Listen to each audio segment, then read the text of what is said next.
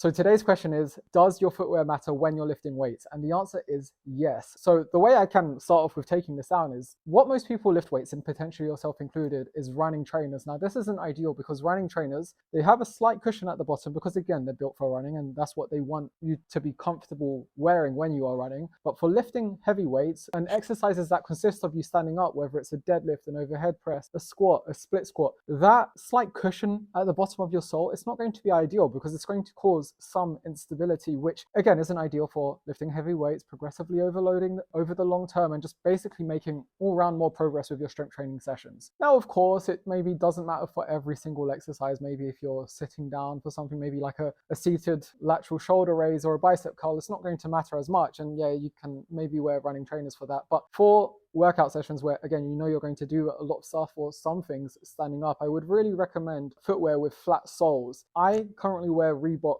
CrossFit Nanos, which I really like. Of course, I'm not sponsored in any way, I just genuinely like them, and I do feel like they've been really good for my strength training progress in the gym. I used to wear Vans for the longest time, which again have flat soles as well. So there's quite a few things you can consider. Again, I think the number one thing is you wear something with a flat sole and something that's comfortable, and of course is something that's affordable as well. Now that does bring up another point I want to mention at the end of this video, but before I do, a nice analogy I think to leave you with before I get into that last point is you wouldn't shoot a cannon from a canoe. So basically you wouldn't try and have something in which transmits a lot of power behind it on a very shaky and wobbly surface. This is similarly to you wouldn't lift relatively heavy weights on unstable surface as well, which again is the running trainer with the cushion as the sole. Now overall, this isn't to say that you shouldn't work out at all if you don't have footwear with a flat sole and all you've got is running trainers. I would still want you to go and do your workout. Again, this doesn't mean you shouldn't do it. I still want you to go in. If you've only got running trainers, that's absolutely fine. It's absolutely better than nothing. And this is also me suggesting only